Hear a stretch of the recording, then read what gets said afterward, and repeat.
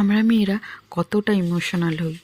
আমরা যখন বাপের বাড়ির সব ভালোবাসা প্রায় ত্যাগ করে দিয়ে শ্বশুরবাড়িতে বুক ভরা আশা নিয়ে আসি যে নিজের সংসার হবে, সব কিছু নিজের মতন করে গুছিয়ে নেব, কিন্তু সেটা কোথায় হয়? সেটা কিন্তু হয় না।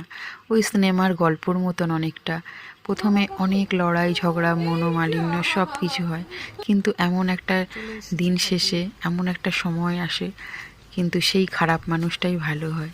তাই তো আমাদের মা কাকিমারাও যেরকম সংসার করেছে তার লাস্ট পজিশনটা এরকমই এসেছে। আবার অনেক দিদি ভাই বোনরাও সংসার করছে, তাদের জীবনেও এরকম একটা ঝড় উঠে আছে। হয়তো একদিন হয়তো সব কিছু ঠিক হয়ে যাবে, কিন্তু আমরা কেন আগের থেকে ওই জায়গাটা পাই না?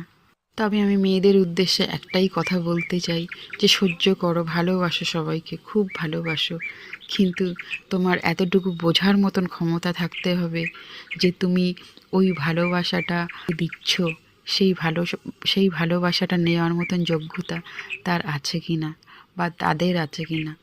যদি থাকে তবে অবশ্যই ভালোবাসো, আর যদি না থাকে তো নিজেকে একটু হলেও সরিয়ে নাও। অবশ্যই নিজেকে অনেক শক্ত হতে হবে, অনেক, না হলে এ দুনিয়া তোমাকে বাঁচতে দেবে না। তাই নিজেকে ভাবো, নিজের জন্য একটু হলেও নিজের জন্য ভাবো।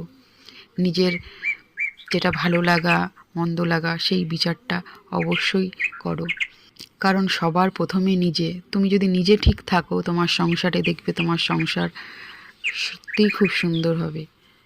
আর যদি তুমি প্রতিনিয়ত যদি অবহেলিত হও, তোমাকে একদিন সবাই ধুয়ে মুছে পরিষ্কার করে দেবে, তোমার কোনো কিছুকেই মনে রাখবে না তারা।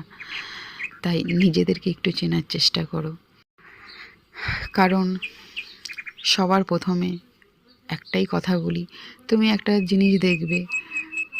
জিনিস তোমরা দেখবে, যখন আমরা কোনো ছবি তুলি, ছবিটা যতই সুন্দর হোক আর যতই খারাপ হোক, নিজেকে কিন্তু সবার প্রথমে দেখার চেষ্টা করি যে আমার নিজেকে কেমন লাগছে। সেরকম জীবনটাও কিন্তু ঠিক এই রকমই আর কি।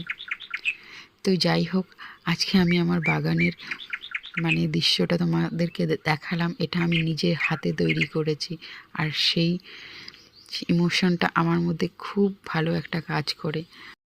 আজকে দুপুরে লাঞ্চটা যে করছি, এটা কিন্তু আমার বাগানের অনেকগুলো সবজি দিয়েই রান্না করা হয়েছে। দেখো কুমড়ো পাতা বাটা তো কেমন হয়েছে, আমার ইমোশন